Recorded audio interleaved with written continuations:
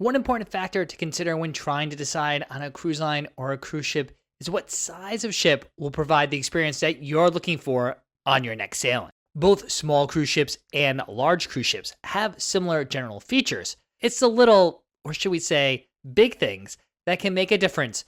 So if you're not sure what type of ship to pick for your next cruise, don't worry, we have you covered as we pit small cruise ships versus large cruise ships to help you decide which ship is right for your next trip. Up next.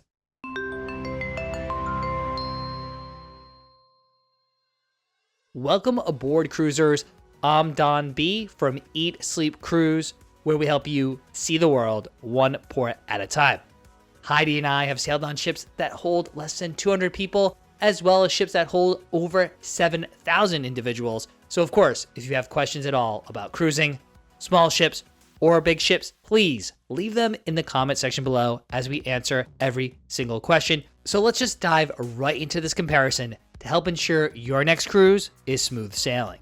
The first question you might be asking yourself is, what do we mean when we say a large ship versus a small ship? It is true that the size variance is most remarkable within the large ship category that could carry anywhere from slightly over 1,000 individuals to over 6,000 passengers. And of course, as cruise ships continue to grow in size, what was once considered a large ship in the past can't compete with the largest ships found sailing the seas today. So while the definition of a small ship is somewhat arbitrary, for this video, we're going to define a small ship as one that carries fewer than 1,000 passengers. In this category, there will be some very small ships that carry fewer than 100 passengers. For example, some small expedition ships sail with a smaller contingent of passengers. Further, all small ships are not created equal. There are several different types of cruise experiences in the small ship sector. There's luxury, ultra luxury, sailing, expedition, and even luxury expedition ships, which all have a smaller number of guests.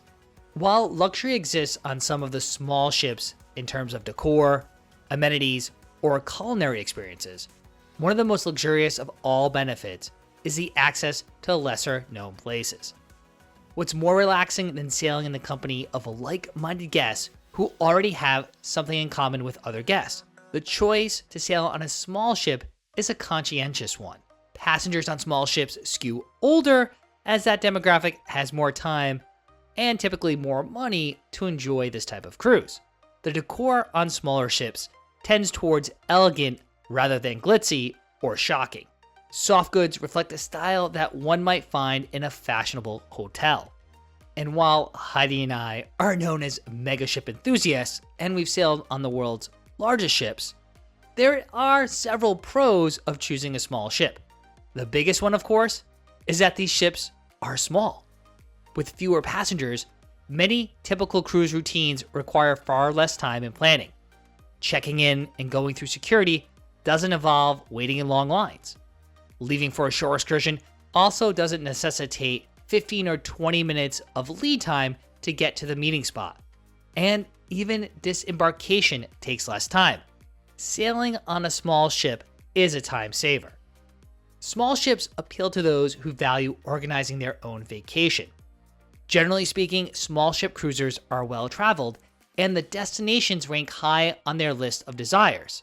So a pro of picking a small ship is that you're really focused on the destination and the itinerary and less about the onboard experiences. Small ships reach destinations where many large ships can't sail or find a safe space to dock. Because of this, small ships can reach interesting ports of call. Think of places like the Amazon, Antarctica, the Galapagos, smaller Greek islands, and some of the lesser traveled Alaska ports. The options open up new destinations not available to large ships. Small ships often dock closer to the city center, making it easier for you to get off the ship and explore on your own and not have to organize travel or be stuck with large group bus tours. When a small ship needs to use a tender to reach a destination, the process is much quicker than tendering from a large ship. The culinary experiences on a small ship are also much different. The chef is cooking for a much smaller number of guests, leaving more room for creativity. Many small ship cruise lines also allow guests to become part of the culinary experiences. Many of them offer excursions where guests have the chance to go shopping with the chef. And that direct interaction with the chef allows them to customize meals for you if you have certain dietary restrictions. Oftentimes, small ships offer all-inclusive fares, so there is less planning involved, and you know the true cost of the cruise up front, which helps you budget appropriately, and there'll be fewer hidden costs or unexpected charges when sailing on a smaller ship. Given that smaller ships often are less busy and there are less crowds, they are ideal for relaxation. With fewer people on board the ship, it's also easier to socialize and make some new friends with your fellow passengers. The more intimate surroundings of small ships also make them feel more like they're your home away from home than larger cruise ships. But of course, it's not all rainbows and butterflies. There are several cons of picking a smaller cruise ship. For starters, small ships do cost more, and even though they're all-inclusive fares, you might be paying for things that you're not going to utilize.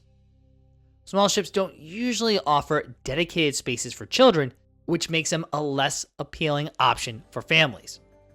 Small ship entertainment does not feature big Broadway shows or lavish productions, and some small cruise ships don't really feature entertainment at all, with nighttime programming including lectures or just some live music in a few venues. Small ships don't have the high energy activities you find on larger ships, like a rock climbing wall, a racetrack, or even a roller coaster. And it is possible on a smaller ship, on some sea days or downtime, you could feel a little bored. Options for dining may be few on some small cruise ships. Some small cruise ships actually only have one restaurant. Typically, small cruise ships do not feature casinos either. While most small cruise ships do have at least one outdoor pool, there's no large pool deck or sprawling outdoor spaces like larger ships. There are also fewer shopping opportunities on smaller ships. And in general, smaller ships just have limited public areas. Accessible cabins may be limited or non-existent on some small ships too. Balconies are at a premium on small ships, but triples, quads, and connecting cabins are in limited supply on small ships. Although families are welcome, to be honest, most younger kids will probably be bored on a smaller ship. Deposit dates and final payment may be farther out than a cruise line with larger ships, so you do need to pay attention to the payment policies as well as the cruise line's refund policy. While there are several small ship cruise lines, some that you might be familiar with include Atlas Ocean Voyages, Azamara, Crystal Cruises, Explorer Journeys, HX, Oceania Cruises, Scenic, Seabourn, Sea Dream Yacht Club, Silver Sea, Viking, and Windstar, to name a few. And while many of those cruise lines do have newer vessels, for the most part, the contemporary and premium cruise lines continue to create newer and larger ships in the market. The newest, largest cruise ship in the world, Royal Caribbean's Icon of the Seas, holds over 5,600 guests at double occupancy, and with upper berths can hold over 7,000 passengers. With crew, that's close to 10,000 individuals on the ship. There's actually more people on Icon of the Seas, probably right now, than live in our town. But of course, there are smaller large cruise ships that hold anywhere from 2,500 to 4,000 passengers. Within the large ship category, each cruise line gives guests a variety of choices with different classes of ship. So of course, some of the pros of large cruise ships include where they sail to. Large cruise ships sail to both familiar and unfamiliar destinations. St. Thomas and Cozumel are two of the most visited ports of call for all cruising. Large ships often function as a destination themselves, with so many features on board that guests never need to leave the ship. And of course, when we sail on some of these mega ships, we always reserve one of those ports of call days to stay on the ship and utilize everything the ship has to offer with fewer guests on board. Larger cruise ships also boast Broadway shows, lavish productions, comedy clubs, and game shows, which are very popular activities. Large ships are perfect for families too. Most have dedicated kids clubs for children of different ages to take part in fun and age-appropriate activities. Oftentimes, there are multiple choices for dining, giving guests on larger cruise ships a chance to try a different venue every day of the cruise if they like. Larger ships offer many public venues for when guests need a break from all the activities. Many large cruise ships also have several swimming pools and hot tubs, with most modern megaships having several different pools and hot tubs scattered throughout the decks, with some of them outdoors as well as some of them indoors. Many of these megaships too have adults-only areas where guests can escape from children, either their own or everyone else's on board. Speaking of some of those attractions, megaships boast features like water parks, mini golf courses, zip lines, racetracks, ice skating rinks, bumper cars, roller coasters, surf simulators, sports courts, escape rooms, and more are found on many large ships. Some large ships have exclusive and private areas within the ship, like Norwegian Cruise Line's The Haven or MSC Cruises' The Yacht Club. These ship-within-a-ship concepts allow privacy and the exclusiveness of a small ship, but also gives cruisers full access to all the bells and whistles of the large ship. Dining is less rigid, and with so many choices for dining, it's possible to find food available throughout the day and into the night on megaships. Most megaships feature large promenades or offer several different shops, so if shopping's your thing, you'll have lots of options right on the ship. Connecting staterooms and large suites that can hold many guests are great for families and are a common feature found on most megaships. But before you put down that deposit for your next cruise on a megaship, you do need to know the cons of large cruise ships. The size of large ships often limits the ports and itineraries, so you notice that many of the large ships from different cruise lines visit many of the same destinations. While we don't mind blending into the crowd on megaships, just keep in mind that you could be sailing with thousands of your new best friends.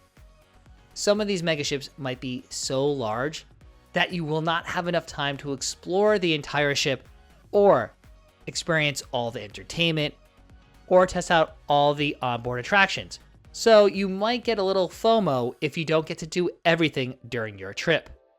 So unlike small ships where basically everyone goes to all the events, with so much happening on larger cruise ships, it may be difficult to make a choice from the many activities available. In fact, some large ships require reserving space for shows, even if they are complimentary, and space may fill up if you don't reserve early. The same also holds true for shore excursions. The most popular tours have limited capacity, so you may miss out if you don't book prior to embarkation. In our experience, disembarkation can be a slow process on some megaships, although some cruise lines are better at it than others. Embarkation day, too, can be a little stressful, especially if there are any delays and the terminal begins to fill up with anxious cruisers who want to get on board. With all the luggage coming on the ship that day, you may have to wait a long time to get your bags delivered to your cabin. On sea days, when the weather is bad, everybody will be inside, and the public areas on the ship may feel overly crowded. And while for the most part, cruisers are outgoing and friendly individuals, not everyone on board is going to play by the rules. So you're more likely to experience some unruly behavior from your fellow guests on larger ships than smaller ships. For instance, nabbing a seat in the front row next to the pool is so desirable that chair hogs arrive in the wee hours of the morning to stake their claims on these popular loungers, or cruisers just linger in hot tubs for hours. Not to mention individuals cutting in line, rushing the elevators, or perhaps having one too many drinks and acting a bit obnoxious. You get the point. Likewise, being family friendly, it's likely there'll be several children on board any megaship any time of the year. And while there are several well-behaved children, let's just say some parents feel that their children need no supervision and let them run freely around the ship when they really shouldn't. Being on a larger cruise ship could also take you several days to become comfortable and familiar with your stateroom and other venues around the ship, which means your vacation might be half over by the time you're finally settled in. Odds are you're very familiar with the cruise lines that offer larger ships. They're the contemporary and premium cruise lines like Carnival Cruise Line, Celebrity Cruises, Disney Cruise Line, Holland America Line, MSC Cruises, Norwegian Cruise Line, Princess Cruises, Royal Caribbean, and Virgin Voyages, among others. While deciding between the small ships and big ships, keep in mind every cruise line has its own personality, as do the individual ships in the fleet. Ships in the same class are referred to as sisters. Big ship fans often favor a certain class of ship. While we'll never admit that we have one favorite ship, we are quite fond of the Celebrity Cruises Edge class, which consists of 4 ships, including Celebrity Edge, Celebrity Apex, Celebrity Beyond, and Celebrity Ascent. On the flip side, small ships may be similar in style. For instance, Viking's ocean ships, which hold just under 1,000 individuals, are almost all identical. They have the same exact restaurants, similar layout, and similar onboard amenities, with very few differences. So cruisers aren't really focusing on the ship. They're focusing on the destination and the itinerary, with the ship being basically the floating hotel that takes them from port to port.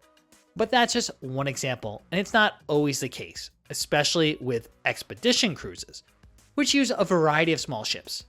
But it really comes down to your personal comfort level when debating what size ship you should sail on. But of course, we have some more tips to help you decide how to pick your perfect cruise ship. So even before you think about which ship is best for you, you first need to decide on a budget.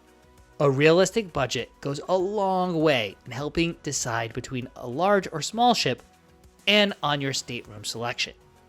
Your budget will certainly be a deciding factor in the length of the cruise as well. When considering how that budget works for you, remember that some large ship cruise lines, like Holland America Line, still do have smaller ships. Well, relatively speaking. These ships carry just over 1,400 passengers. Carnival and Norwegian Cruise Line also have ships carrying just around 2,000 guests. For example, let's assume that you're a family of 4, 2 parents with 2 kids under the age of 18. A large ship will have plenty of stateroom options for you. On a small ship, you would first need to check the minimum age for children. Most likely, you would have to book 2 cabins to accommodate everybody. With so many options, making a choice between a small cruise ship or a large cruise ship requires some research. When comparing, be sure that you're comparing apples to apples.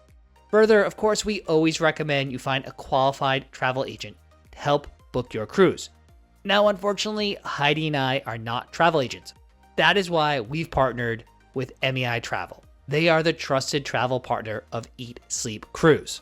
So if you need help booking your next trip, check down in the description below where we have our exclusive link that will take you to MEI-Travel's latest cruise deals and promotions. That way you can get the best value for your next trip. But ultimately, the absolutely best way to decide whether you prefer small ships or large ship cruising is to experience it for yourself. Now that you know the pros and cons of sailing on a small ship versus a large ship, we gotta find you the right cruise ship. Well, lucky for you, right here on YouTube, we have our look at the top brand new cruise ships for 2024. They include big ships from cruise lines like Royal Caribbean, Carnival Cruise Line, Princess Cruises, and more, as well as some small ships from cruise lines like Oceania Cruises, Explorer Journeys, and more. In that video, we compare all these ships, which will help you decide which one you should pick. That way, your next cruise is smooth sailing.